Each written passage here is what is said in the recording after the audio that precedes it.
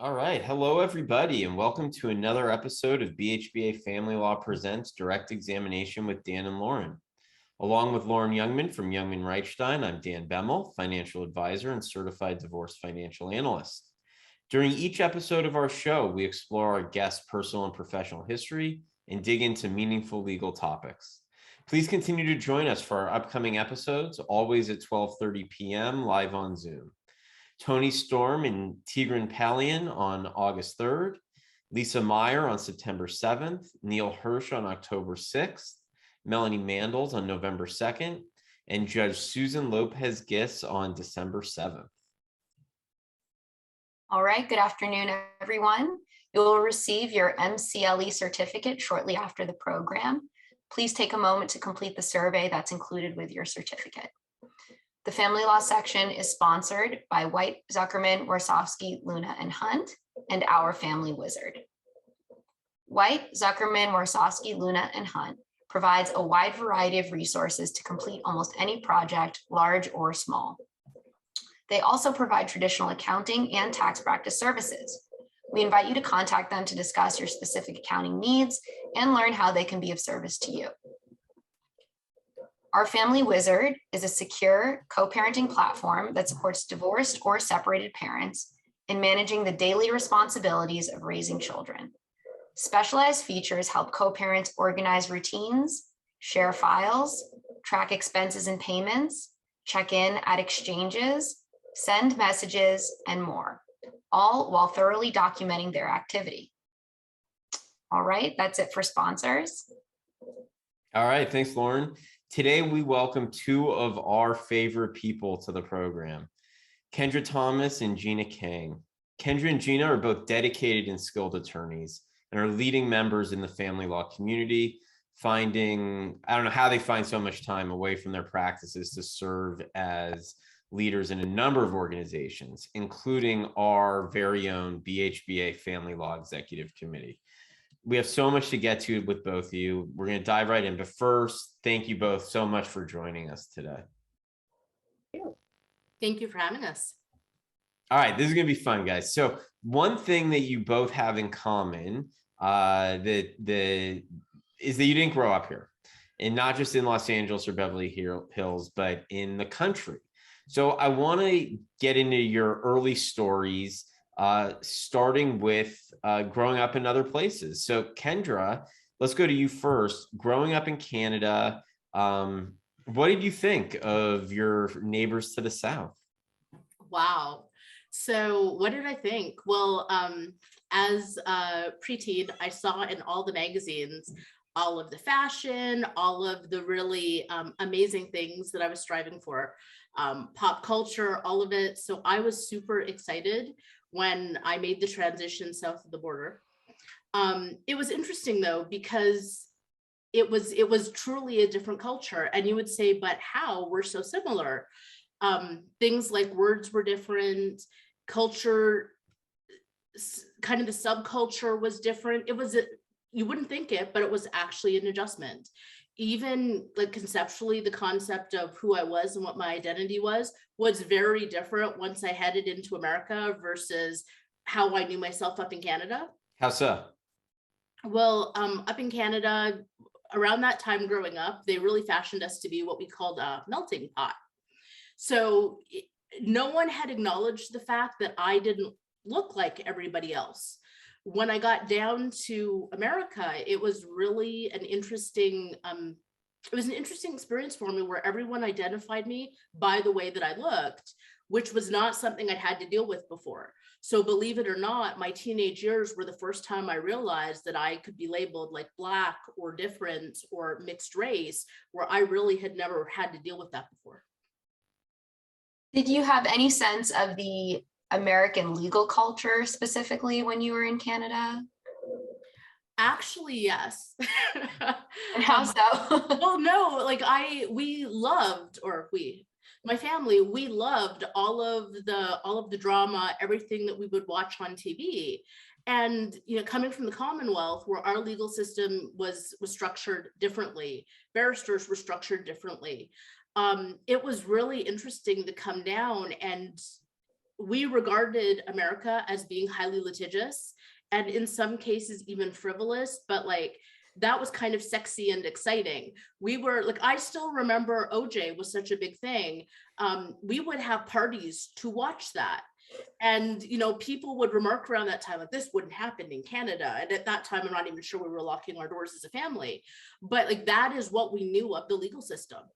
And then when I went to law school and really started to get a peek at it, it was like, oh, wow, this, now I understand how this can happen, but it was very different than just the sensationalized element of the law.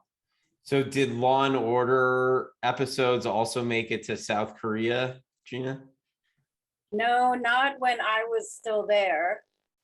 I immigrated in '92, so back then the TV channels, the American dramas didn't really make their way in. Although I do remember watching Doogie Howser. Ah, From but yet Korea. you didn't go to medical school. So strange.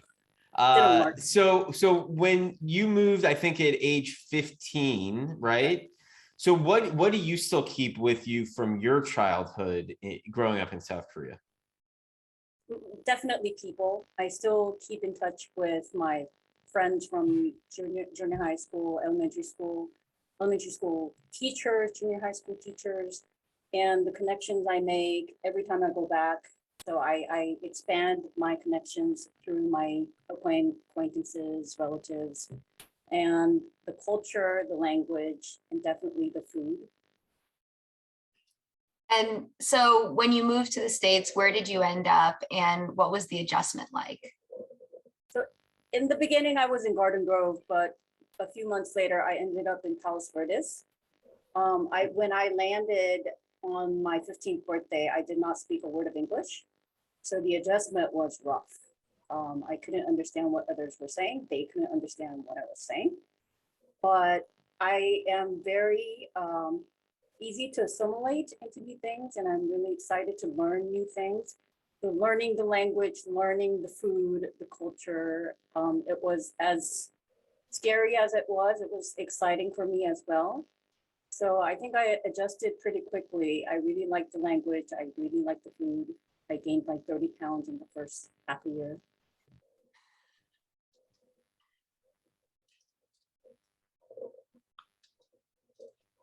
And I can't hear you.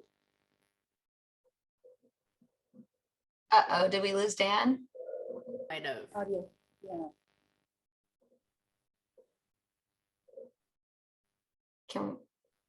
All right, well, while Dan gets reestablished with his audio, Kendra, when you, how did you end up coming out to the US and to California? Sure. So I actually came to the US because my family moved. My mother, who was the primary earner in the family, ended up getting what we consider to be a rather prestigious job, which moved us and allowed for our immigration status for us to move south. I then ended up in California because of law school, and this is where I ended up going to law school at Pepperdine. And what was your experience like at Pepperdine? Oh, it was amazing. I mean, if you're going to study law, do it on the beach, right? But the faculty were amazing. My education was phenomenal. It was a really nice experience. What brought you to law school in the first place? Oh, so I had a roundabout way to law school. I was actually going to be an amazing doctor. So I was going to cure the world, maybe cancer, but all of that was derailed. I was very premature in terms of going through school and entering graduate medical school. And I didn't have the maturity that I needed to see it through. Being Canadian, there was too much ideology in me. I came from a background of socialized medicine. So the concept of insurance companies, the concept that everybody just couldn't get what they needed was not something I really had to grapple with until I faced what I was devoting my career to. I had a really amazing mentor take me aside and say, kiddo, you're young enough. If there's anything else you can do, go do it. So on a lark, I took the LSAT, scored really well, and ended up in law school. It was never something that I planned. It was just kind of where I ended up. And then once I ended up there. I needed to figure out, okay, now that I'm here, what am I going to do with it? Well, did that science background or that medical background lead you to any particular areas of the law at first? Well, initially, I really thought I was going to become a member of the patent bar. I didn't really research it, figured, hey, science, advanced degrees, let me go the way of patents. Did that for about a minute and realized maybe patents weren't as sexy as I wanted. And then with my background in molecular microbiology and immunology, I got pegged into some construction defect because I knew a lot about mold. So then I was going to be the mold girl. But again, I mean, nothing is as sexy as, aspergillus. So stepped away from that and then figured out really what do I want to do? Ended up with a bad faith insurance plaintiffs litigation firm and saw things that were incredible in the courtroom. And from there, I realized that the courtroom was where I wanted to be. All right. And before we hear a little bit more about what that first job was like, I want to jump over to Jinna. So Jinna, you went to UCLA, is that right? And what was the path that led you there and what was your focus there? My focus was linguistics. I liked languages. So I figured if I can learn English in half a year, I can learn other languages as well. So I started taking Chinese, Japanese, Spanish, loved all of them. So I thought I would be a great linguist. I really liked the science part of analytical part of linguistics as well. So going through UCLA, I thought I would become a linguistics professor one day. But one TA who was Korean pulled me aside, like that professor for you, Kendra, and said, this is going to be a long path and you're going to be hungry. Do you have a lot of money? Does your family have a lot of money? I said, no, I've been working since I was 15. I do have to work to eat. And he said, I don't think this is the right path for you. I know you have the passion, but we don't have the money.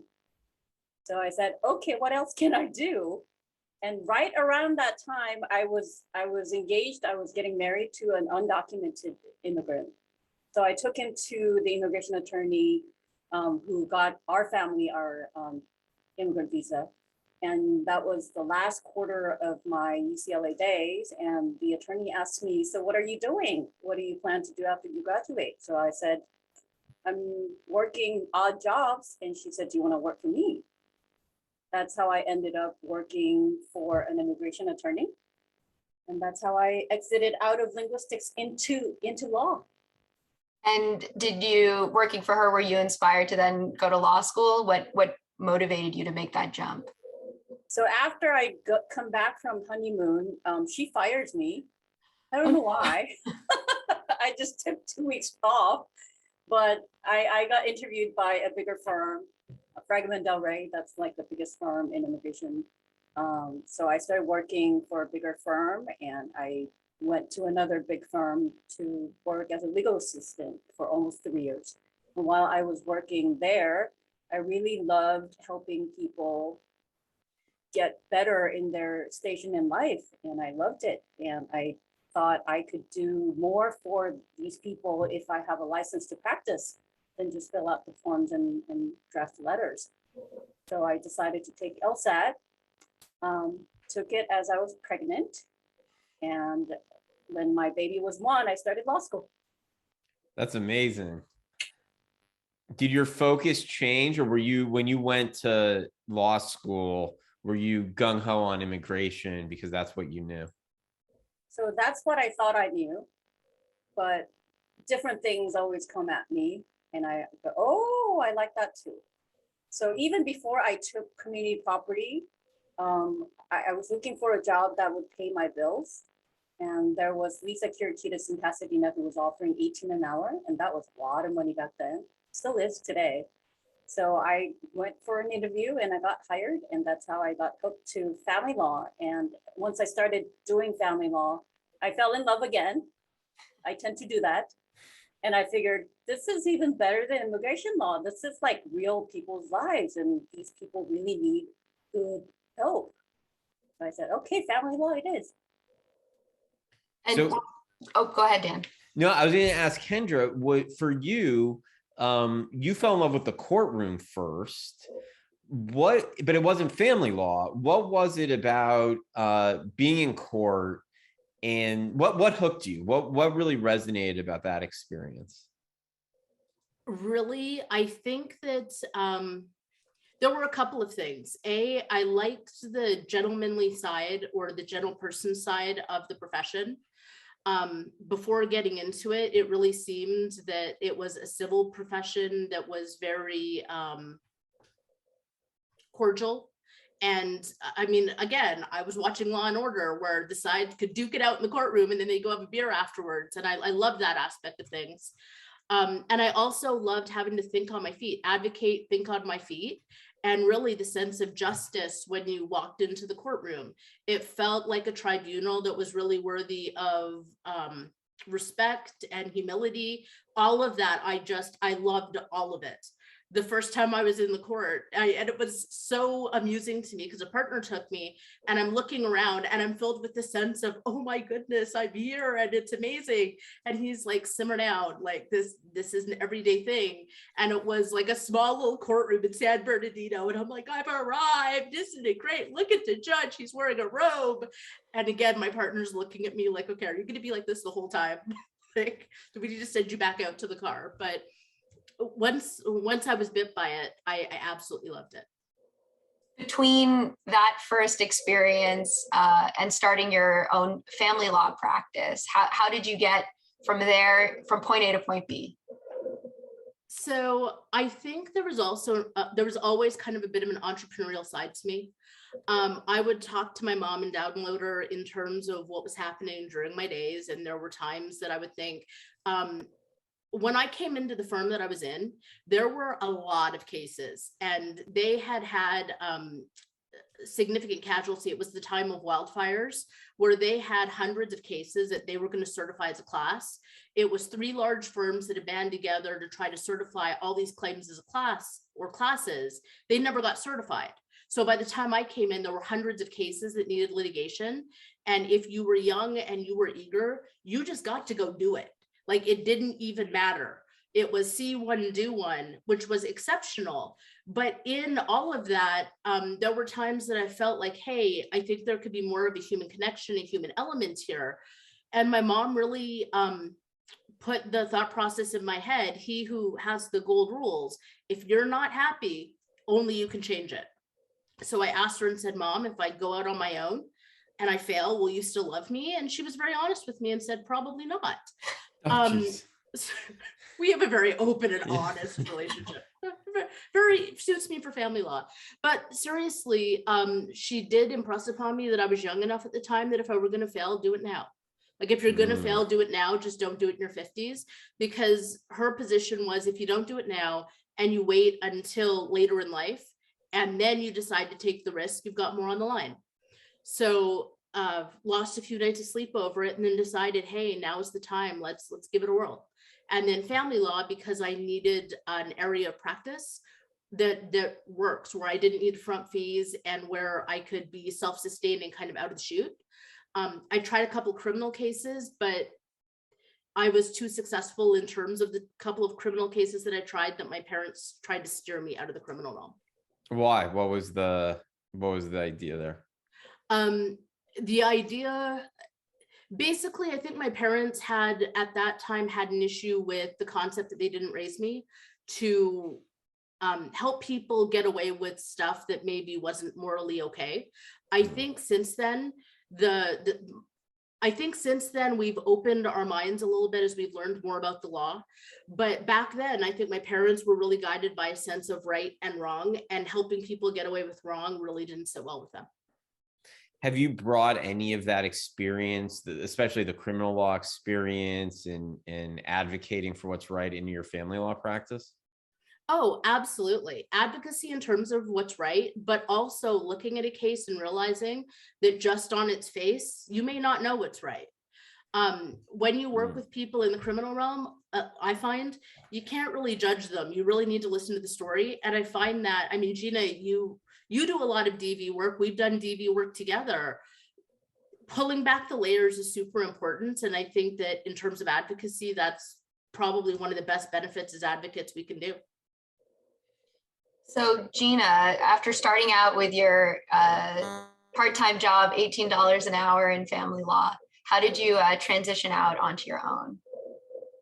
So when I was waiting for the bar results and still working for Lisa, my then boyfriend, who is now my husband, was going to relocate to Virginia. He works for Exxon and they have their headquarters there.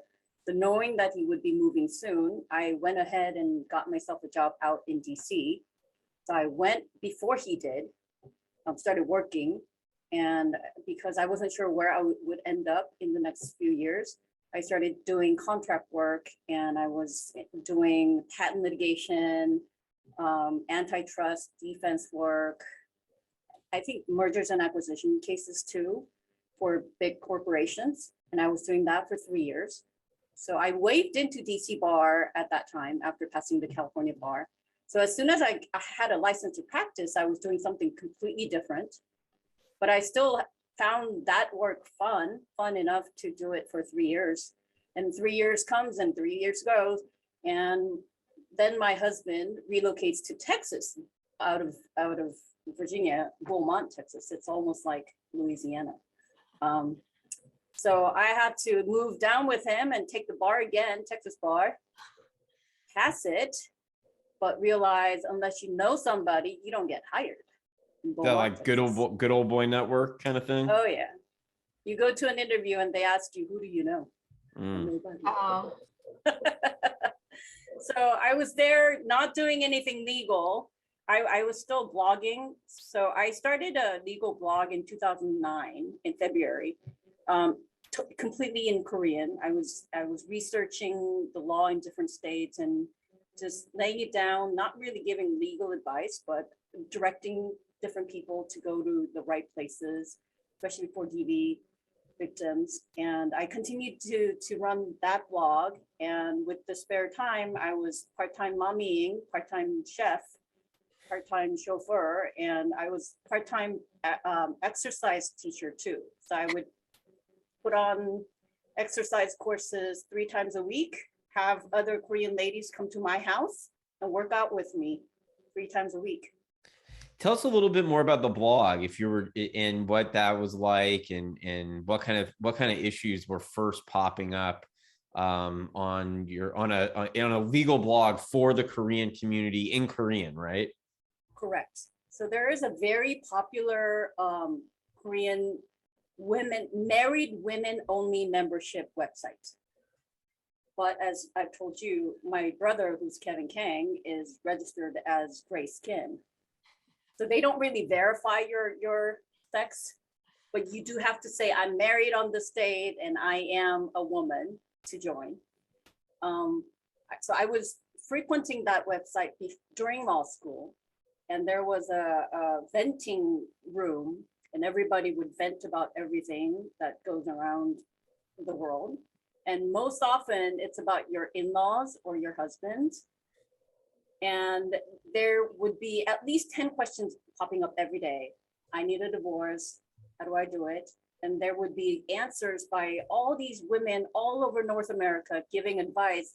In America, this is what the law is. So I would be like, no, there's no American divorce law. Which state are you in? It's state specific. But I got tired of saying the same thing 10 times a day. I contacted the administrator and I said, I want to open a blog so I can educate these ladies so they're not misguided and they're screwed.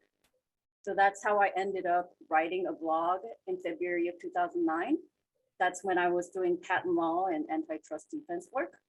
So I would just educate them, update them with the case law in major states, and introduce them to the legal clinics or pro bono organizations.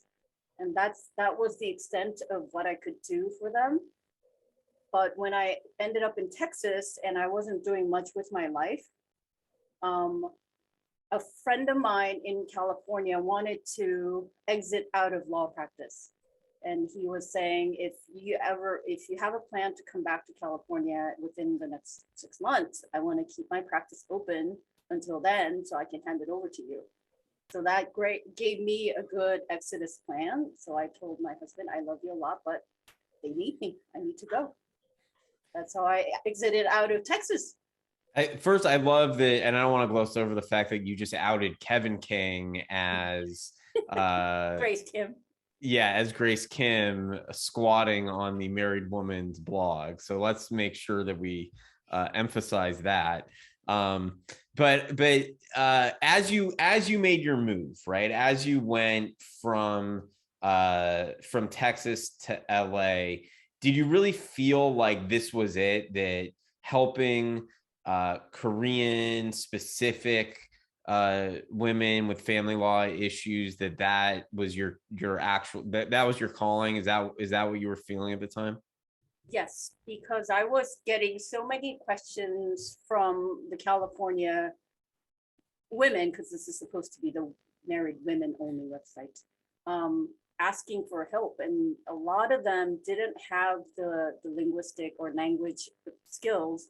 They couldn't reach out to non-Korean attorneys. And I definitely had the feeling that our community is underserved in family law.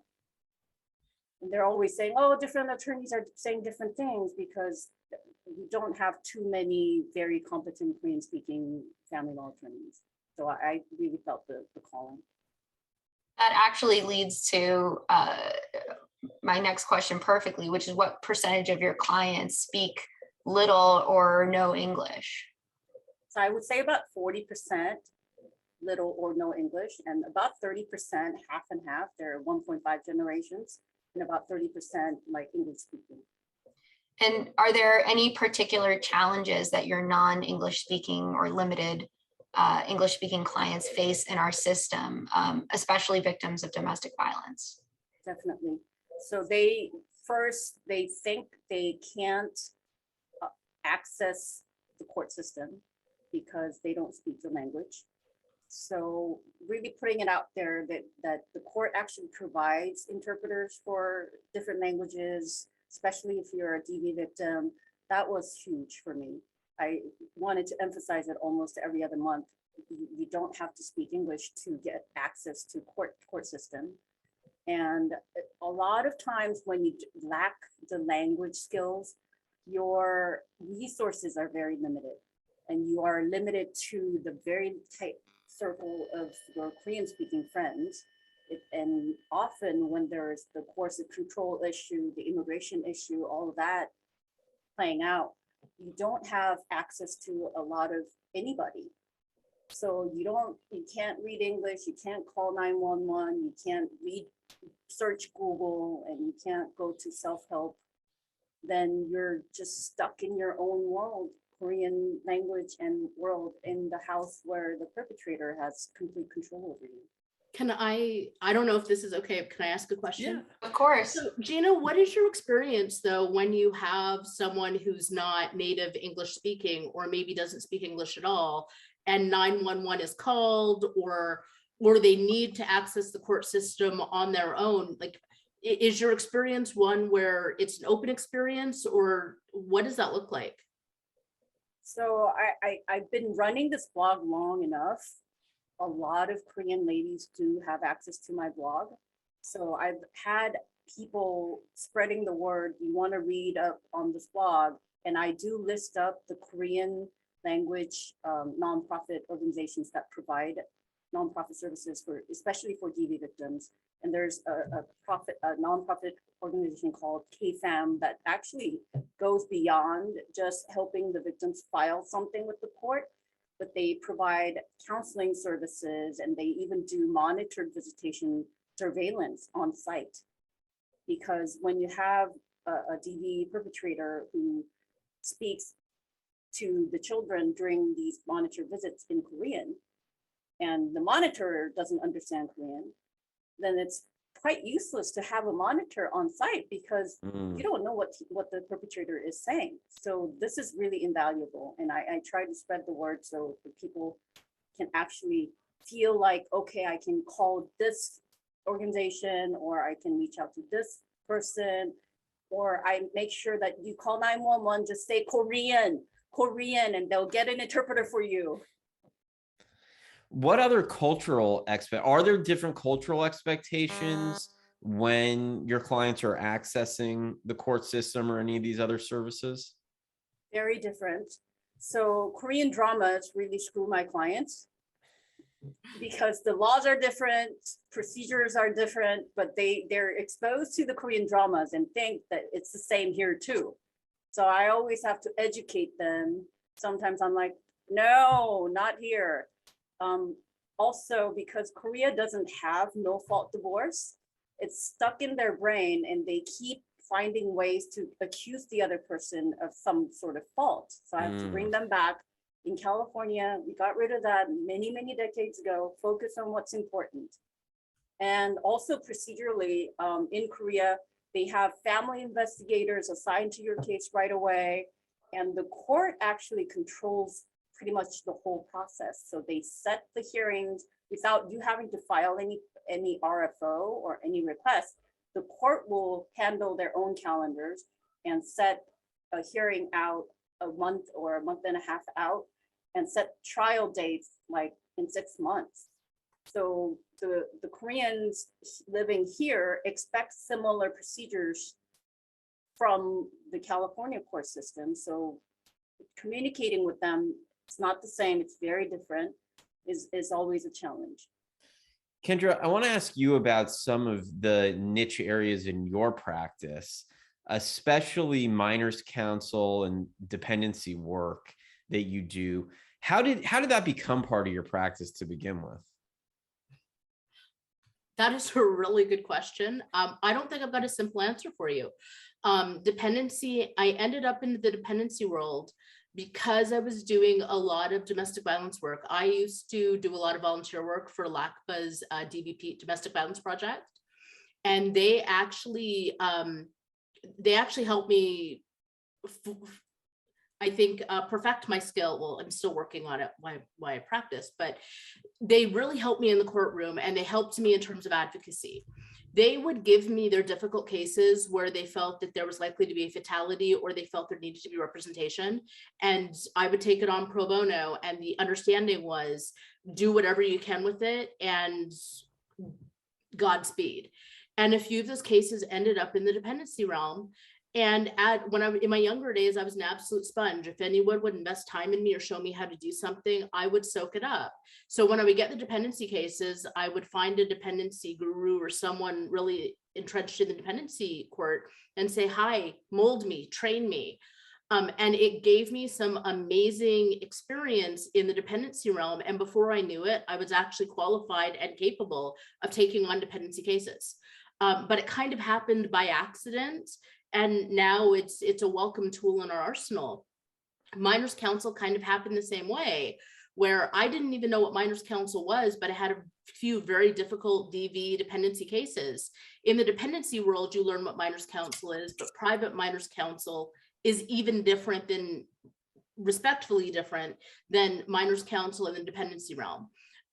The expectation is very, very different, but I had a few cases where we were appointed minors counsel and it was really neat. Like, hey, there's an attorney for the kids. What do you do? And how do you do it?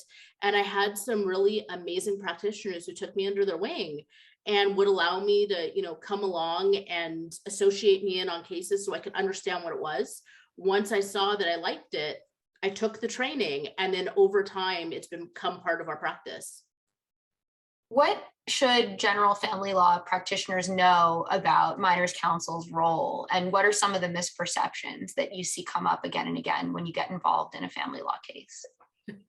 How much time do we have for this? The biggest misconception is that I'm a social worker. I'm not a social worker. I'm actually an attorney. I went to law school. I get to attend hearings. I get to speak, actually speak on legal stuff, not just the lovey-dovey, how everybody's feeling in the kumbaya. I get to make objections. If you have exhibits, I'm allowed to have a copy. And I say it kind of sarcastically and I giggle, but I think it's really difficult when you have a two-party system, when you now start to introduce other dynamics. Especially the dynamic of a third attorney in the courtroom. Some people, don't know what to do with me. They have no understanding that I'm actually an attorney. They have no understanding that I'm allowed to object, that I'm allowed to come to a deposition.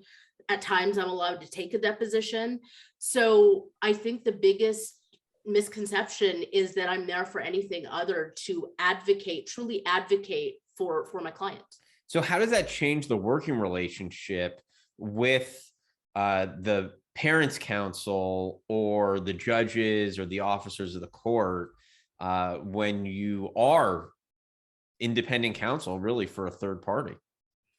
It really depends on who the players are. Like all, I don't want to refer to law as a game, but like in all strategy, it depends on the pieces on the board. In some situations, it's super helpful. I know all of the players, and sometimes I can take heat out of a situation by introducing a third and sometimes neutral perspective. Other times it brings a little more acrimony because I have another perspective that's just not understood or warranted. And sometimes it's aggravating to the court because they feel they're appointing me for one reason. And after I get in and I do my work, I have to explain, oh, sorry, Your Honor, that's not how I see this. And I'm not going to be able just to get everybody to mediation and settle it. We're going to need that trial. We're going to need to push through, and my side will need an extra day. So it really depends on the situation, but it can either be very helpful. Sometimes it can be harmful, not harmful to my client, but just harmful to the dynamic. Because again, many times when you increase the side, sometimes you increase the litigation. Sometimes it's necessary, but it's not always welcome. What key issues come up that should tell a family law practitioner that minors counsel is needed or should get involved in a case? I think the key issue I would look for is when both parents very different perspectives on what the child or children are saying, and both of them want to throw them in the middle of the litigation. Both of them are standing up, you know, right beside their counsel screaming, just bring Johnny in, put him on the stand. My personal opinion, I know Elkins may disagree with me and legislation or legislative committees may disagree with me. I don't like children in the courtroom unless it's absolutely necessary, but where you have two parents who are going fisticuffs, who are both screaming, put the kids in the middle of it, I think that's the point at which you might want to consider getting a third party in to say, okay, let a neutral person with their interests really evaluate whether they need to come in or not. So one of the things that is a through line that you both talked about in your work is DV. And of course, there's been changes recently, but really an evolution of DV, notably around coercive control, financial control. Jinna, you mentioned immigration status control. So we gave the group section 6320 as the material for today. So we want to hear your thoughts more specifically on the code, and really just have a conversation around it. Big picture. And Kendra, I'll start with you. Do you like the recent changes, the latest updates to the code? I love them, but I also acknowledge that it's a blessing and a curse. I love that we recognize that domestic violence isn't just somebody being punched in the face. And I don't mean to put it that bluntly, but I like the fact that we're expanding to realize there are other forms of domestic violence. But what concerns me is anytime you now expand it to have other types of form and other conduct realized as domestic violence, kind of like when you don't have a specific definition, almost anything can become domestic violence. And some of it may depend on perception and the perception of the recipient as opposed to the perception of the perpetrator. I think it's dangerous territory. And I also think that the more that we open things up, the more possibility there is for the code to be abused or misused even. When we look at 3044, the presumption of legal custody that attaches to domestic violence, in some respects, I question whether we incentivize people to utilize an open definition of domestic violence. But again, I know that's not a popular thought process, but as someone who has had the benefit of sitting in a courtroom when the fight doesn't involve their client and merely involves the children, I've had the ability to maybe sit back and not trying to judge, but question whether some of the proceedings that I've had the benefit of looking at the evidence, whether there's truly domestic violence there, or whether this is a convenient argument or litigation to try to curry favor in the custody proceeding. Jinna, I know you've got to have a different take on it. What do you think? Feel free to lambaste my position. Sure. So I was really excited to see the amendment happen because I was making these arguments way before, like a decade before the amendment was made. And I was making arguments regarding how making threats of deportation or making any threats regarding the immigration status of the other spouse is really disturbing the peace. It is more disturbing to a lot of immigrants who are undocumented beyond a punch in the face. And I would make those arguments, but because we didn't have the code, some judges saw it, some judges didn't. And it had been a very frustrating path for me. And because, especially in immigration law, they had recognized the different forms of abuse, including the threats of deportation and things of that nature as being violence against these.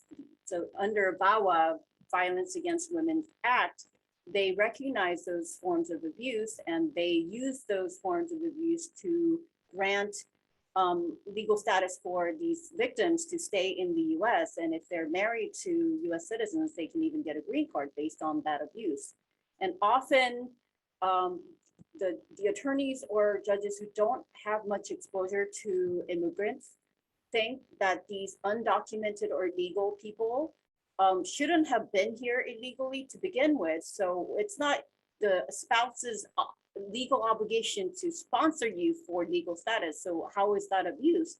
But vast majority of these victims had a legal status to stay. They were either on H-1B, work visa, or F1, student visa. They were in legal status until they met this person, got married, and the spouse says, oh, you don't need to maintain that visa. You're married to a US citizen. I will sponsor you as a spouse and you get a green card. So they stopped doing what they were doing before. They stopped working, have a baby, or they stopped going to school, turn into a live-in housemaid or nanny, and they're out of status. So it's not that they were illegal to begin with and they're asking for something they were not entitled to, but they were in status to begin with. But because of this perpetrator who used the immigration issue in his favor, now the victim is like in involuntary servitude and they didn't have a way out. And some of the judges didn't see the problem with it. So I was really excited to see the immigration issue get included in the code. And also isolation, that's like a typical form of abuse, isolating the other spouse from the community, the people that speak the language, the people who can give some sort of advice.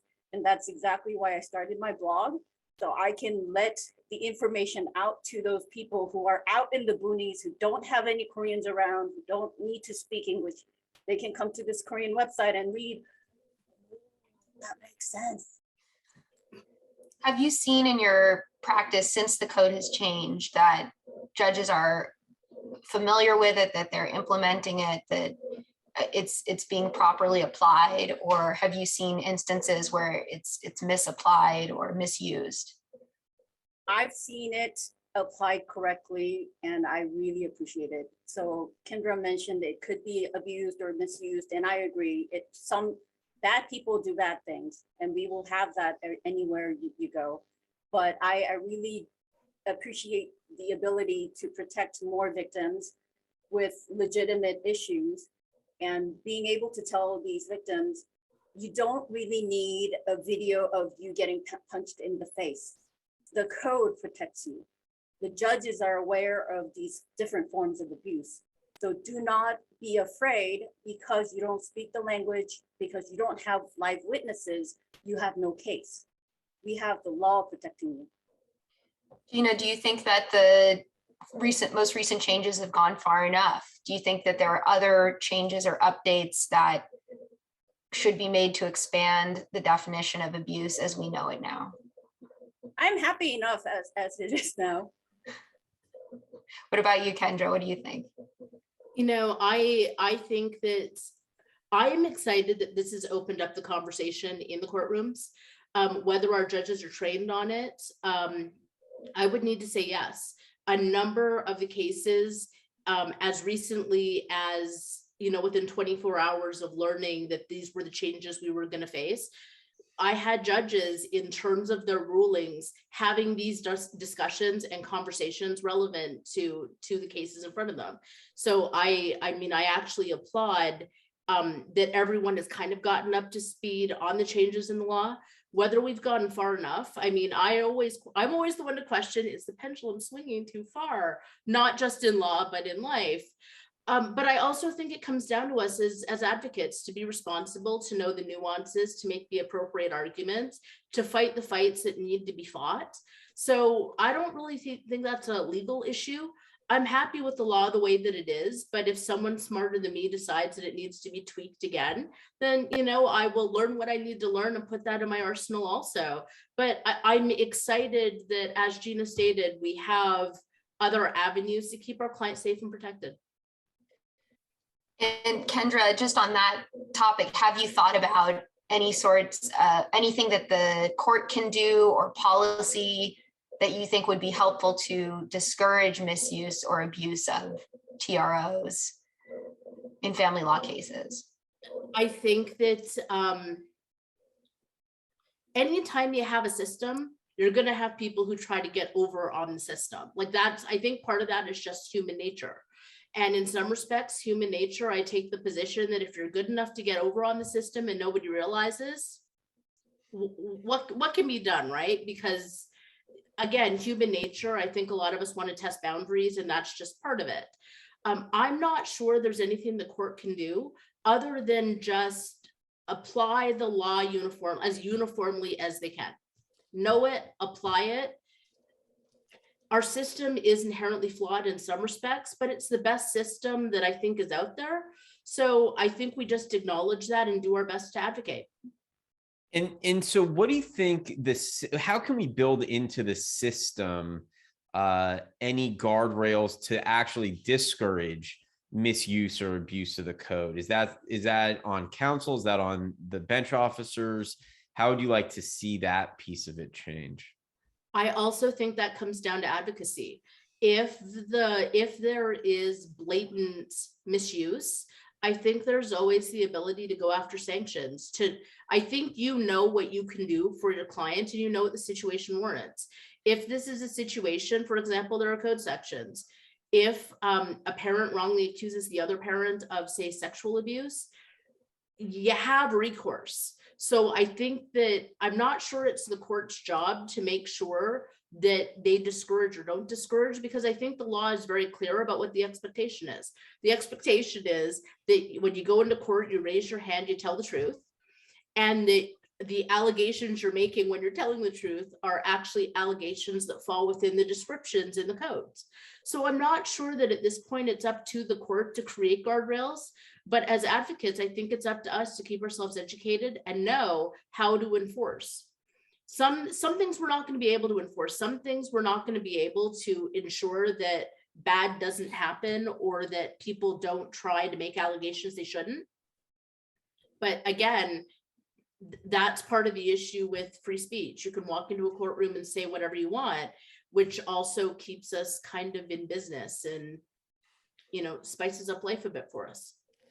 So I think let's put a pin in our DV conversation for a second. And I want to kind of zoom out to your other work to your community involvement, I would say, specifically with the bar associations. I said on the top, you are currently the leaders of the family law section of our bar. And I'm curious why you got involved in the bar associations generally and in leadership specifically. Jinna, if you want to take that one first. Sure. So I think it was 2015 when I started getting involved in putting on seminars, so speaking in panels and things of that nature. And I really enjoyed working with other attorneys and judges, organizing these seminars. And as I was doing more of them, I was invited to join the Newport Executive Committee, and then Beverly Hills Bar Family Law Executive Committee. And I was part of the outreach committee too at Beverly Hills Bar. And LACBA, I was doing just a lot of seminars for. And I thought along the way, I enjoyed the ability to make an impact or input on what kind of what seminars we can put together, what kind of educational courses we can put together. And I really enjoyed partaking in that. And also I looked around and I didn't see too many Asian faces. So I figured, so I should add a color to that panel, or I should add a color to that bar FlexCom. And that's how. Kendra? Ooh, I think I lucked into it. I started off with Los Angeles County Bar Association.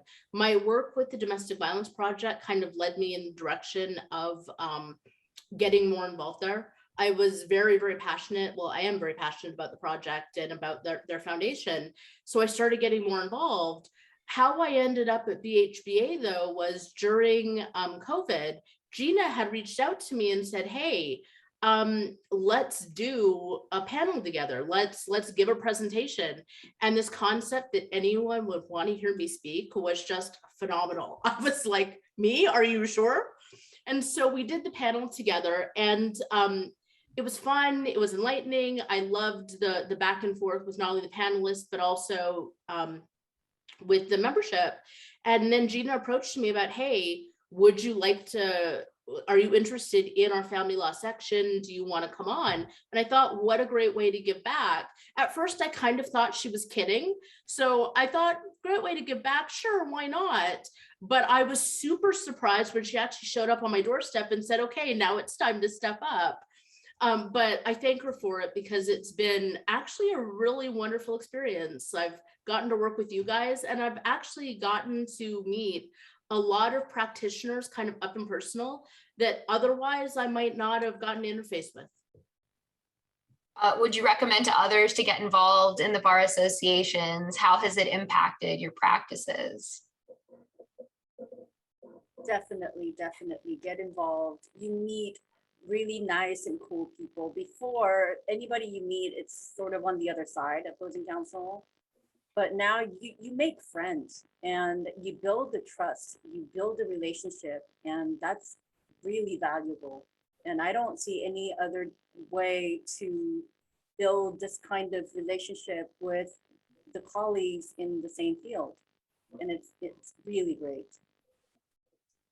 Well, and I think, sorry, not to cut you off, but I also think this is the part of the practice that where I relish is we can go do battle in the courtroom. And I say it like it's some epic thing, but I mean, we can go hard at it in a courtroom, but there's something reassuring about on the way out of the courtroom after we both advocated very zealously for our clients, being able to say, look, I'll see you in an hour and a half at whatever the event is, and being able to either share a libation or, you know, give each other a hug, or even share a war story from the day.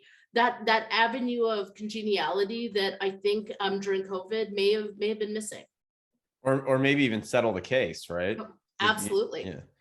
Yeah. You know, you guys, thank you so much for sharing about your backgrounds and your career and what you're doing. We want to know, where do you see yourself, your careers going in the next 10, 15, 20 years from here, from this point? Kendra. That is an awesome question. Well, so myself, I have multiple offices. And right before COVID, we actually, so I'm in Woodland Hills, Newport Beach. We opened an office in Colorado. You know, this trajectory, I would like to see us open another boutique office. But I think I just strive in the next, 10, 15, 20 years of practice to be good, to continue being a practitioner who gets really, really good at their craft. I have had the pleasure of being in the courtroom, especially this year, with some of the greats, some of the people that, like when I see them on your podcast, I want to drop whatever I'm doing and ensure I'm listening. And I mean, I don't say that to be a stargazer by any means, but just people who just have earned respect through what they've been able to accomplish, changes they've made in law. And in the next 10, 20 years, I would like to do something notable. Everybody should drop whatever they're doing to watch the podcast. So I agree with that. Jinna, do you want to answer the question too? Sure. I just echo what Kendra said. 10 years, 20 years, 30 years. I always told my husband I'm going to be working until the day I drop dead. I want to be excited until the moment I quit working, which I hope never happens, and keep myself motivated and excited to help people and make a difference. With our last couple of minutes, we want to ask a question that has been a theme in pretty much all of our episodes thus far. And that's, what advice would you either give to your younger self or to a new attorney just starting out in family law? Something that you wish you knew back then. We can start with either one of you. So I've been telling the law students who were sent to me for mentorship to get involved, whether it's a bar association or your community service, get involved.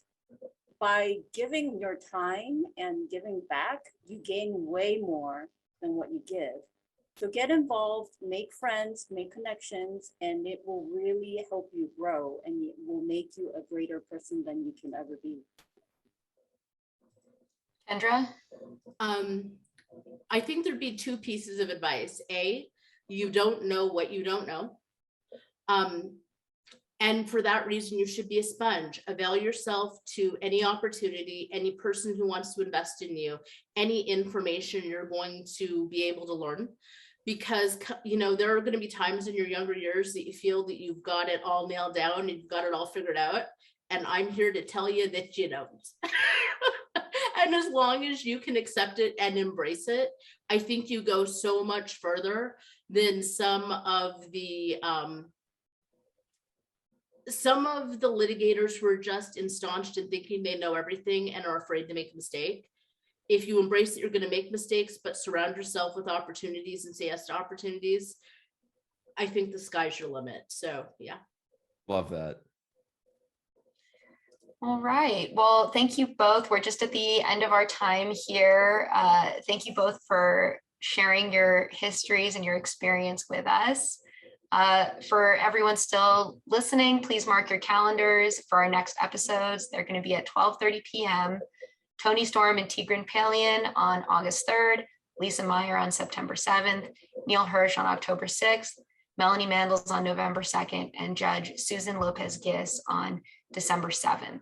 We also want to thank Genna, Kathleen, and Belinda at the bar, the Family Law Executive Committee, led by our amazing guests today, and of course, all of our section sponsors. And we'll see you next time. Thank you, guys. Thank you.